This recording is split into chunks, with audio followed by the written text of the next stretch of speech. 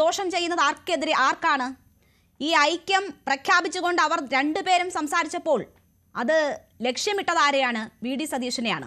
ഈ തെരഞ്ഞെടുപ്പിന് മുമ്പ് അത്തരമൊരു ഐക്യം വന്നാൽ അത് UDFന്റെ സാധ്യതകളെ ബാധിക്കുമെന്നത് വളരെ വ്യക്തമായിരുന്നു. ആ ഘട്ടത്തിലാണ് ഒരു 8 ദിവസം പിന്നിടുമ്പോൾ ഇങ്ങനെ ഒരു പിന്മാറ്റം ഉണ്ടാകുന്നത്. ചില കൂടിക്കാഴ്ചകളിലേക്കാണ് PR ശിവശങ്കർ ശ്രദ്ധ ക്ഷണിക്കുന്നത്.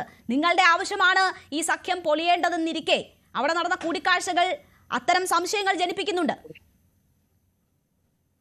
ഒന്ന്, ഇന്ത്യൻ നാഷണൽ കോൺഗ്രസിന് ഏതെങ്കിലും ഐക്യത്തെ തകർക്കണമെന്നോ അതുകൊണ്ട് ഞങ്ങൾക്ക് എന്തെങ്കിലും ഗുണമുണ്ടാവുമെന്നോ എന്ന് വിശ്വസിക്കുന്ന ഒരു അവസ്ഥയേ ഇല്ല. ഞങ്ങളെ സംബന്ധിച്ചിടത്തോളം എല്ലാവരും ഐക്യത്തിൽ പോകണം. ഞങ്ങൾ ഐക്യ ജനാധിപത്യ മുന്നണിയാണല്ലോ. SNDPയും NSSും തമ്മിൽ ഒരുമിച്ച് പോകണം. അതിനെന്താ തെറ്റുള്ളത്? ഞങ്ങൾക്ക് യാതൊരു പ്രശ്നവുമില്ലല്ലോ. ഞങ്ങൾ ആകെ പറഞ്ഞിരിക്കുന്നത് ഞങ്ങൾ വർഗീയതയ്ക്കെതിരാണ്. അത് ആര് പറഞ്ഞാലും വർഗീയതയ്ക്കെതിരാണ്. ന്യൂനപക്ഷ വർഗീയതയാവട്ടെ, ഭൂരിപക്ഷ വർഗീയതയാവട്ടെ, ആ വർഗീയതയെ ആര് പുകഴ്ത്തി പാടിയാലും ആരതിനെ സപ്പോർട്ട് ചെയ്താലും അതിനെ ഞങ്ങൾ എതിർക്കുന്നു. 1000 തെരഞ്ഞെടുപ്പുകൾ തോറ്റാലും ശരി, വർഗീയതയോട് കോംപ്രമൈസ് ഇല്ല. അതിനപ്പുറത്തേക്ക് ഞങ്ങൾക്ക് യാതൊരു നിലപാടുമില്ല. SNDP ആവട്ടെ, NSS ആവട്ടെ, മറ്റു സംഘടനകളാവട്ടെ, അവരൊക്കെ നമ്മുടെ കേരളത്തിനകത്തുള്ള വളർച്ചയ്ക്ക്, വികസനത്തിന്, പ്രത്യേകിച്ചും വിദ്യാഭ്യാസ, സാമൂഹ്യ രംഗങ്ങളിലെ, ആരോഗ്യ രംഗങ്ങളിലൊക്കെ വികസനത്തിന് ഒരുപാട് സംഭാവനകൾ ചെയ്ത പ്രസ്ഥാനമാണ്. നമ്മളൊക്കെ ഭരണപക്ഷത്തുള്ള സമയത്ത്, പ്രതിപക്ഷത്തുള്ള സമയത്തൊക്കെ അവരെ സപ്പോർട്ട് ചെയ്തിട്ടുള്ളതാണ്. അപ്പൊ ഇതെന്തൊരു തെറ്റിദ്ധാരണയാണ്. ഞങ്ങൾക്ക് എന്തെങ്കിലും സന്തോഷമോ, അവർ ഐക്യപ്പെട്ടാലും അവർ അകന്നാലും അതിൽ ദുഃഖിക്കാനോ സന്തോഷിക്കാനോ ഒന്നും ഞങ്ങളില്ല. എന്നാൽ ഐക്യപ്പെടുന്നതിൽ ഞങ്ങൾക്ക് എല്ലാവരും തമ്മിൽ ഐക്യമുണ്ടാകുന്നതിൽ വലിയ നന്നായി സന്തോഷിക്കുന്ന രാഷ്ട്രീയ പ്രസ്ഥാനമാണ്. ഞങ്ങൾ ആരും നേരെയും ചൂണ്ടിക്കാണിക്കുന്നുമില്ല. SNDP യോഗത്തിന്റെ പ്രസിഡന്റിന്റെ മകൻ വൈസ് പ്രസിഡന്റ്, മറ്റൊരു സംഘടന BJP മുന്നണിയുടെ സംഘടനയുടെ BDJSന്റെ പ്രസിഡന്റാണ്. അപ്പൊ സ്വാഭാവികമായിട്ടും അവരുടെ BJP പൊളിറ്റിക്സ് ഉണ്ട് ഇവിടെ. ആ പൊളിറ്റിക്സിനൊക്കെ സ്വാഭാവികമായിട്ടും നമ്മൾ എതിർക്കും. അതിൽ യാതൊരു സംശയവുമില്ല. BJP പൊളിറ്റിക്സിനെ, NDA പൊളിറ്റിക്സിനെ ഞങ്ങൾ എതിർക്കും. അതിൽ യാതൊരു സംശയവുമില്ല. അല്ലാതെ NSSും SNDP തമ്മിൽ ഏതെങ്കിലും രീതിയിൽ നല്ല രീതിയിൽ മുന്നോട്ട് പോയി കഴിഞ്ഞാൽ ആർക്കതിൽ വിയോജിപ്പുള്ളത്? ഒരു പ്രശ്നവുമില്ല. സാധാരണ നിലയിൽ പുരോഗമന ആശയങ്ങൾ മുൻനിർത്തിക്കൊണ്ടോ അല്ലെങ്കിൽ സാമുദായിക അവകാശങ്ങൾ സംരക്ഷിക്കാൻ വേണ്ടിയിട്ടോ അങ്ങനെ ഒരു ലക്ഷ്യപ്രഖ്യാപനം പറഞ്ഞുകൊണ്ട് മുന്നോട്ട് പോയാൽ കുഴപ്പമില്ല. പക്ഷേ ഇരുവരും ചൂണ്ടിക്കാട്ടിയ കാര്യങ്ങൾ UDFനെതിരാണ്. അതിൽ VD സതീശനെ ലക്ഷ്യമിട്ടുകൊണ്ടാണ് ഇരുവരും പ്രസ്താവനകൾ നടത്തിയിട്ടുള്ളത് എന്നത് നമുക്ക് വളരെ വ്യക്തമാണ്. VD സതീശനെ ഇതുപോലെ കയറൂരി വിട്ടാൽ UDF വില കൊടുക്കേണ്ടി വരും എന്നതായിരുന്നു പറഞ്ഞിരുന്നത്. അപ്പോൾ നിങ്ങളുടെ സാധ്യതകളെ ഇല്ലായ്മ ചെയ്യുന്ന തരത്തിലുള്ള ഒരു ഐക്യമാണ് അവിടെ രൂപപ്പെട്ടത് എന്ന കാര്യത്തിൽ സംശയമില്ല. അത് ഈ തെരഞ്ഞെടുപ്പിൽ പോലും നിങ്ങളെ വലിയ രീതിയിൽ ബാധിക്കുന്ന ഒരു സാഹചര്യം ഉണ്ടാക്കുമെന്ന കാര്യത്തിൽ സംശയമില്ല. അതിനുശേഷം അന്ന് തന്നെ മാധ്യമങ്ങളെ കാണുമ്പോൾ കൊടിക്കുന്നിൽ മാറിപ്പോകുന്നു. പിന്നീട് മാധ്യമങ്ങൾ കണ്ടു, ചാനലുകളിൽ വാർത്ത വന്നു എന്ന് പറഞ്ഞതിന് ശേഷം തിരിച്ചു വരുന്നു.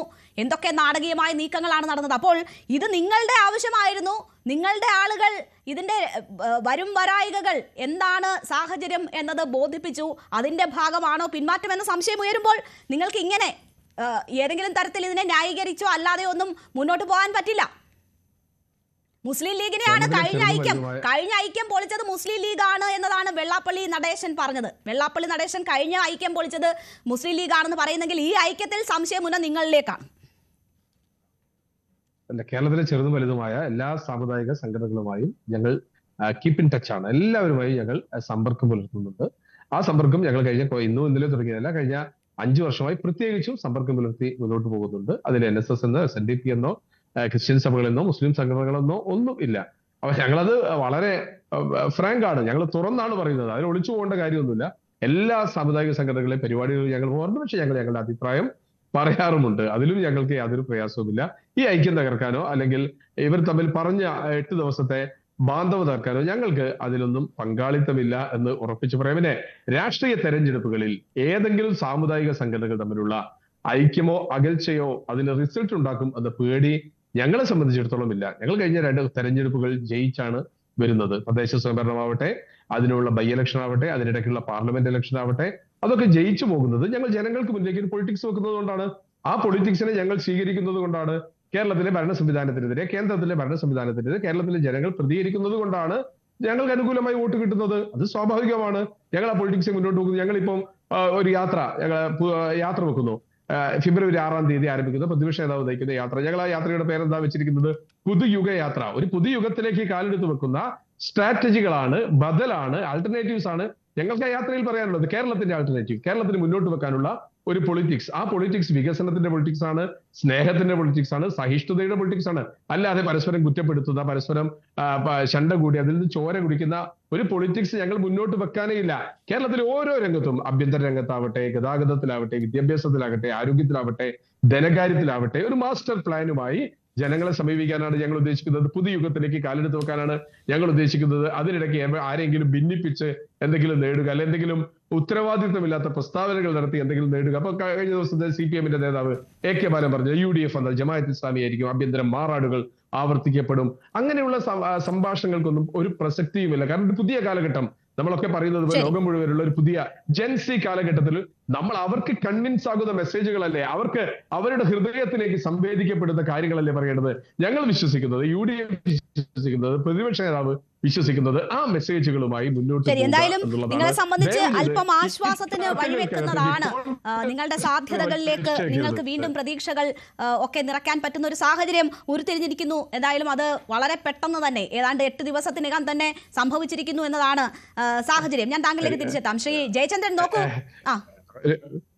രേണുക, ദയവായിട്ട് അത് ഇന്നുണ്ടായതല്ല രേണുക. ആ സാഹചര്യം കുറച്ചു കാലമായിട്ട് ഞങ്ങൾ പണിയെടുത്തുണ്ടാക്കിയതാണ്. അതിന് വലിയ മങ്ങലേൽപ്പിച്ചതാണ് ഈ ഐക്യപ്രഖ്യാപനം എന്ന കാര്യത്തിൽ യാതൊരു സംശയവുമില്ല. എന്തായാലും താങ്കളുടെ മുഖത്ത് പോലും ആശ്വാസം കാണാം. എന്തായാലും ഞാൻ താങ്കളിലേക്ക് തിരിച്ചെത്താം. ശ്രീ ജയചന്ദ്രൻ,